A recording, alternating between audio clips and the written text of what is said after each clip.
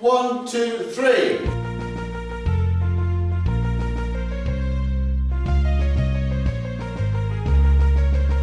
I had the idea to write my own musical a long time ago. It's been such a nice atmosphere to work with such a close-knit group of really talented people. Yeah, I think it's a great achievement that Paul's managed to write something literally from the top of his head. And it is such a fun musical. It's been a very positive experience, I think, for everyone.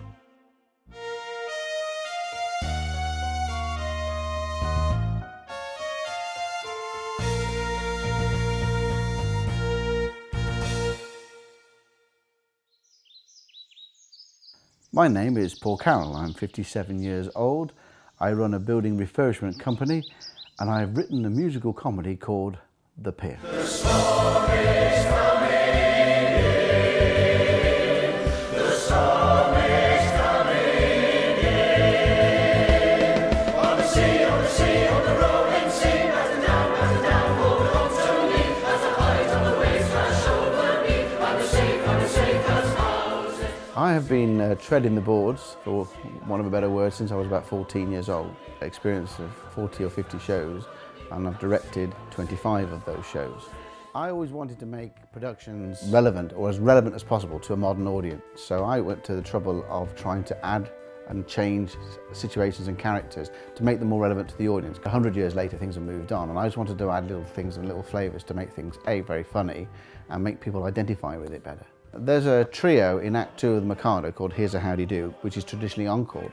And I wanted to do an encore with a difference. And the song's all about burying, the husband's got to be buried, and his wife's got to be buried alive with him. And I wanted to do something more with that, so I ended up bringing a JCB digger onto the stage to bury her, which really made my mark as doing something different. That was the first thing that really brought attention my way, really. I also had one of the ghosts from Ruddigore done as a bust. It was made of polystyrene. He was called Clinton, and he even had the old ruggish joke from Walking on Wives. All those sort of things were included. And he was radio controlled, totally automated, and controlled by me from the back of the audience. During the Gondolier's Overture, I added a routine, which was to have 2 gondoliers come on stage and compete for business. And things like the prices started off at 6, and 5 and 4, 3. And then eventually the one gondolier went off for a pee. While he was gone, the other one came across and turned the number upside down, so his prices went up and he didn't notice. And there's all that sort of stuff.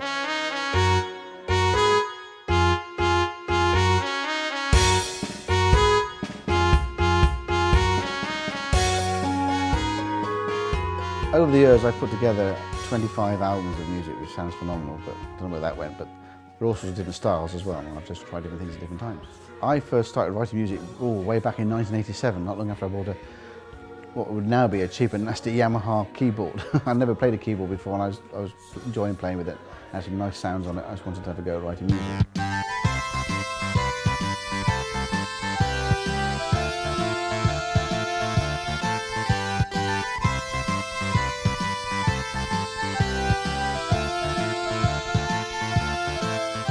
In 2011, a friend of mine asked me if I'd direct a show that he'd written based around some music of the 60s called Will You Still Love Me Tomorrow?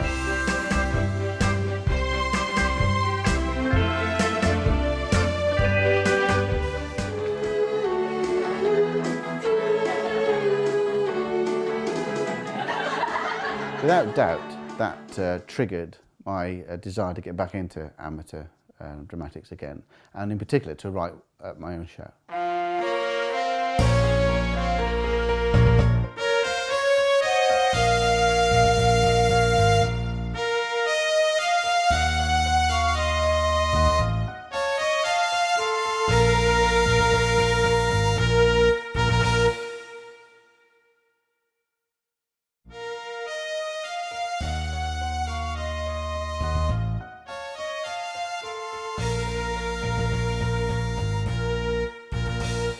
So I wanted to get back into amateur dramatics and creating things again. So I wanted to write my show, and The Pier was obviously the material I was going to aim at, something an idea I had a long ago. And so I sat down to write it, thinking, oh, this will be a nice sort of half an hour, 45-minute thing maybe. And before I know it, I'm in full flow, and the whole thing's turning into a full proper production with 2 acts. It took me 8 months to write it. I started it in end of May 2013 and finished it in February 14.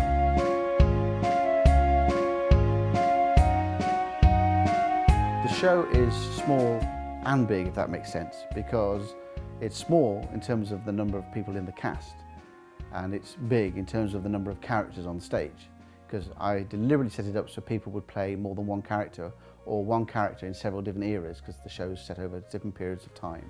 I was completely surprised by how much the show grew from its original concept. I thought it would be a short thing, and it just, once I started writing, I almost couldn't stop.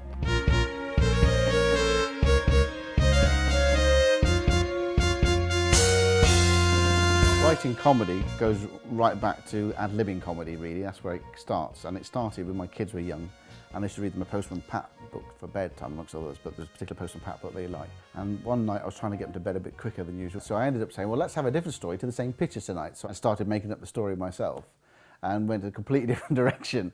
And I found out after a while, because the kids liked it, and all you do is add a bit of toilet humour, and the kids loved it so much that that became the norm. So I got very good at thinking on my feet and making up funny things as I went. The other big influences are my sort of comedy gods. I mean, I've always loved comedy. I mean, there's an awful lot of Morecambe and Wise humour. There's a bit of Smith and Jones, the head-to-head. I mean, there's definitely a lot of that based in the show. We ran away because we knew we'd done it, didn't we? No, we ran away because the noise scared us. No, we ran away because we didn't want to get into trouble. Also, the other one is Gilbert and Sullivan. I've done an awful lot of Gilbert and Sullivan operetta in my time, and I've tried to match Sullivan's style of music, particularly in the Victorian era. I am no Sullivan. He was an absolute musical genius, and I'm a builder. However, I have tried to match the style, and I think most people have latched on to that now. And the whole thing started off to be a short little concert, like a concert version of a little play or something, and before I knew it, I had a full 2.5-hour production on my hands.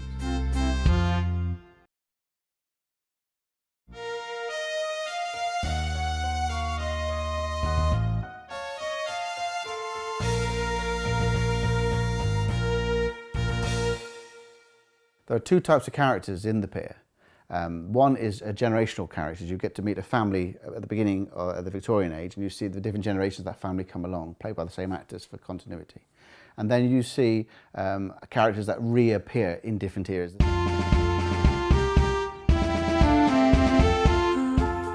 There are 4 periods of time in the show, and you need to travel between these different periods of time, backwards and forwards throughout the production.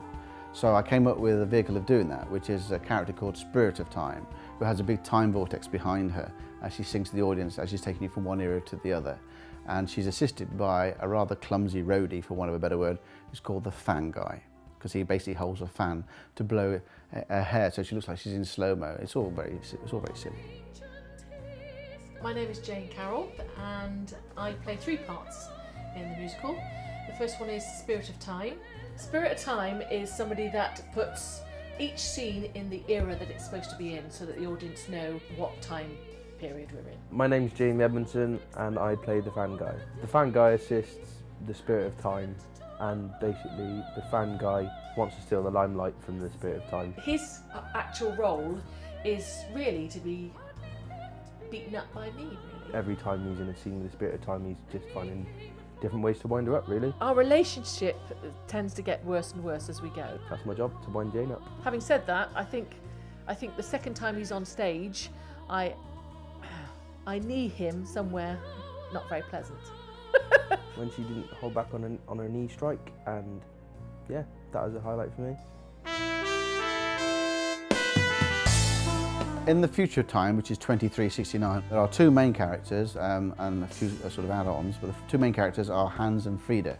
My name's Mim and I'm playing Frida de la Mer. My name's Adam and I'm playing Hans. Frida is from the future and she's not a particularly nice person. He's basically a double act with Frida. I present a television program and I take you through all the history of the pier. They're in a TV studio. They've resurrected television. In the future, it's all long gone. So they've resurrected television and made a studio and a camera and all the rest of it. They have no idea how to do it.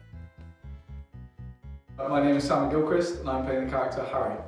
My name's Ross Arnold and I'm playing the character George. Harry and George are recurring characters, and they are different ages and different eras, and there's no logic to it. I'd say Harry's a bit short-tempered when it comes to George. George is a bit stupid. Yeah, he gets on his nerves a tad. And they argue about everything. They can't even agree which football team to support when they're youngsters. He's got a good heart, you'd say, wouldn't you? Yeah. He does get on my nerves a bit. That's every friendship. And they basically, they're conflict all the time, but they are the absolute best of friends as well. Started in school, now we're here. But I was going to say that, I couldn't. I'm Philip Pover and I play the Chief Engineer. He doesn't really have a name, he's just the Chief Engineer. The engineers present their design to the nobility of the time, which is a family of called the Eatons in this production. And my name is Jeff Prescott and I'm playing Sir Arthur Eaton and Sir Ronald Eaton. I wanted to get as much comedy as I could out of the characters, and I've given them all defects. Chief Engineer is quite an interesting character because he has a slight lisp that you can't sound his R's. It turns out very funny. And likewise, the Sir Arthur and Sir Ronald are both sort of, you know, blustery types. He's a little bit in awe of them, I suppose, because they're sort of minor nobility, and I think he's hoping that they're going to help fund the construction of the pier.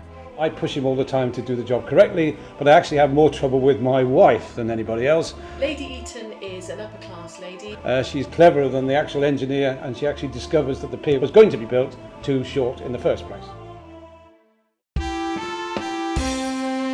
Stan's love interest is Doris Needs. They're married for a long time, they're married for 50 years. Stanley proposes to Doris on stage. The thing about the Needs family is that they're there all the way through the pier's life. They're at the concept of the pier, they're there the pier's built and created and opened for the first time. They earn their livelihood from the pier, and then you end up with the third generation in the 1970s who witnessed the pier's collapse. It's very much like me and Paul, and I think Doris is the same with Stan, exactly the same. In the Victorian era, there's a character called Herbert Needs. He's the beginning of the family line that goes right through the show. He is, at the time, a young man starting up a business of selling bait to the fishermen. He is a very interesting character because he only gets to say one word in the entire production, but he says the same word a million different ways, and that word is...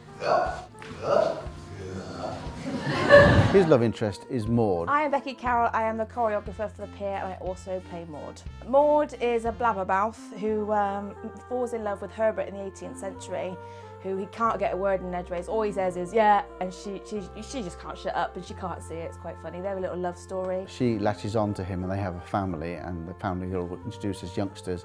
You then get to see that family again as in future times as the years pass by.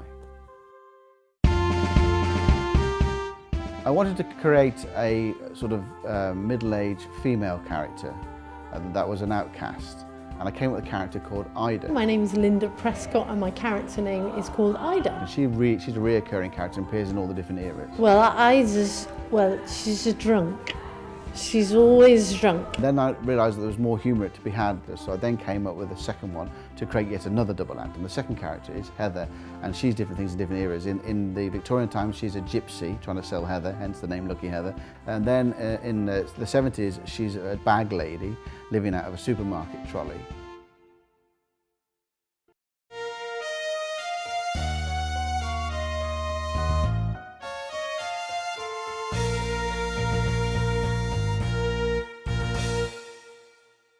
A year or two before I wrote the piece, I collaborated with my son to write some music of a different kind. And he wanted to write some music, and we decided to go down a different route and write songs.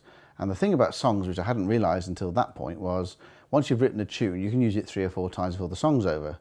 Whereas when you're writing symphony music or electronic music, anything like that, it has to evolve, you have to add different layers to it as you go, otherwise it gets incredibly boring. Having done that with my son, when it came to writing the pier, I'd learnt something about songwriting really, and it was all about lyrics then really. Once I got the tune out, it was then about having the lyrics to fit it, and then sometimes the lyrics wouldn't fit it, so I'd alter the tune to fit the lyrics and all that sort of stuff. But I'd had the experience from doing that one album with my son before I started on the pier, which really, really helped.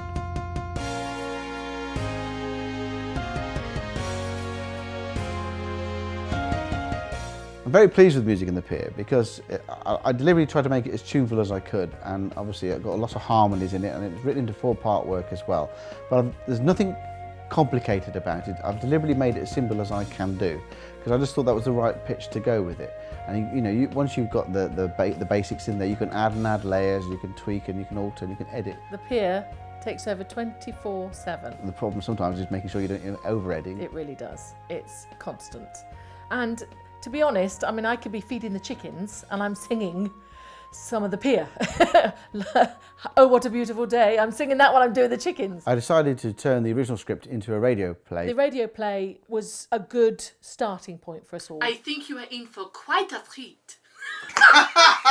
Scottish Frenchwoman. We only needed about £400,000. That hypnosis really works. And don't you see? Now we can refurbish the whole pier, rather than just rebuild a bit of it. I could present it to people who might want to be in it. Feel free to laugh, cheer, and throw fruit. I thought it was a better way of presenting the show if they could sit down and look at a big screen with the script rolling over it, at the same time listen to it. I thought it would be more meaningful about the whole thing and how it worked and how it fitted together. Darling, I just thought, can I say, because what it is, I think she should go in to the shaking to get the things out and then say, I don't think I could do this. Yeah, okay, that's fine. I think reordering it's fine as long as we keep the you'll keep the mood for it all, and then after she's calmed down a bit, then say, no, goodbye my love, and then do it. What do you reckon? Yeah, it's fine. I've had great fun putting together a cast album of the show with the actual cast, and that was fun. The most laborious part of that was to record one line at a time for all the 4 harmonies. Lovely.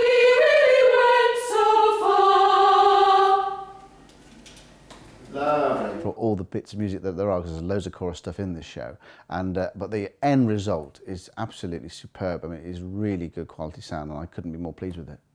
I did an interview a while ago on BBC Radio Bristol, and the guy interviewing me made some joke about the whole show being a reflection of my life, and I laughed at the time, but since then I've been looking at it coming together and realised that it is exactly that. It's a bit like Doris and Stan. Their scenes are very, very moving and very, very funny at the same time. They're a typical old couple, and they get on each other's nerves, but they're you know, you just can't, cannot be apart from each other, and that's sort of the nice irony of life. Lots of little reflections of life coming alive.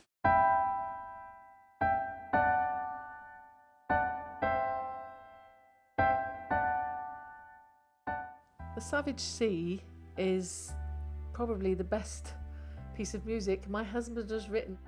He's done it specifically for me because of my range and my voice. It is very touching, actually. The whole thing is very touching. Every time I sing it, I want to put a little bit more into it. But it is quite hard, because just before it, I have to cry.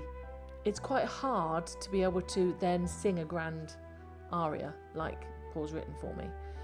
But I think that actually gives it more atmosphere, because you have to start really, really gently, and as you go through it, and then it suddenly becomes manic, if you like, because they're talking about the sea and how it splashes and how dangerous it is and how there's mysteries underneath it and all this sort of stuff, and then suddenly it goes gentle again and becomes from the heart again and not so scared. But I don't know, it's a very poignant piece of music that he's written, and I'm very proud that he's written it for me. If you're an established club or society and you put on a production every year, and then you're going to put on the next production, then you've already got a captive interest. Where you're starting something brand new, you've got to start from nothing, and that's a harder climb, and that's been a very, very hard climb. I'm so proud of him. He's done a fantastic job. Jane and I have done most of all these tasks to get it on, and thank God for her, because I could possibly have done it on my own. It's just too much. I want him to feel the pride that we feel for him. The reward for me now are the rehearsals. Go to rehearsal and see how good it's looking and how well it's being performed by the cast. That's the encouragement now, to do all the donkey work behind to keep it going and get it on.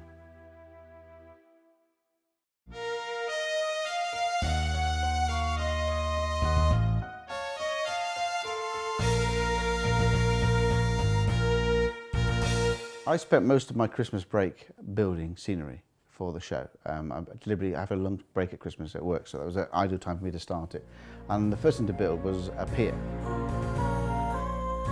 It's about 4 foot high and about 16 foot long, and it's a replica of Cleveland Pier. That sounds simple because it's a bit of plywood, really. What made it complicated was I wanted the pier to build itself. I wanted it to literally grow out of the sea. I wanted it to literally be one height and then go to another height and then go to the final third height.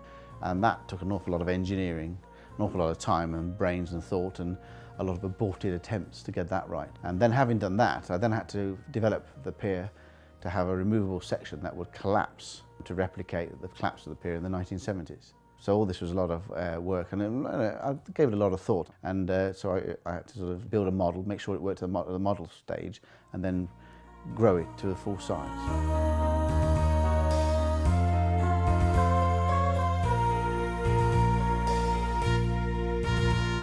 I had the idea for the time stream right at the beginning. I wanted it to look clunky and clumsy deliberately, and it's that kind of show. We're trying to make it funny first, and then everything else is second. And so I got a 4-foot piece of plywood square, cut it into a circle, and shoved it on a spindle, and put it onto a tripod, and it just goes round, and the fan guy literally moves it around with his hand, which looks ridiculously stupid, but as it turned out, it's incredibly effective. My daughter, Becky, she is doing a choreography for the show, and she's done a fantastic job of that. I've choreographed many shows before. Since I was about 11, I've been choreographing shows, but I have had a chunk off since I was about 16. So getting back into my creative side was the biggest obstacle, and actually the music was really helpful because it got me going.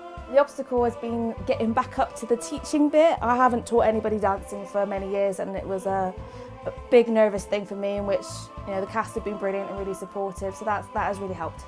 Pre-social networking is a very different song.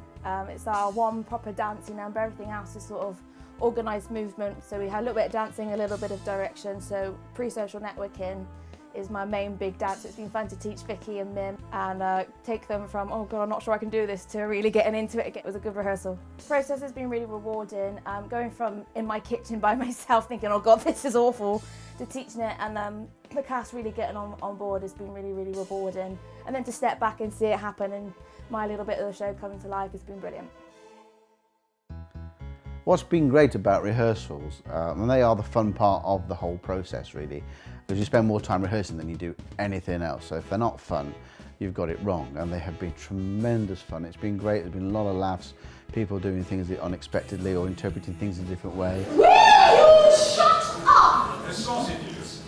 Even singing a song in a different rhythm, we've had a bit of that. It's just fun, and of course all these things come together and we all enjoy each other's company, and it's been a very positive experience I think for everyone, and I just like to feel everyone's involved and be part of it. And we've had some great fun with the character developments as well. That's probably the most fun.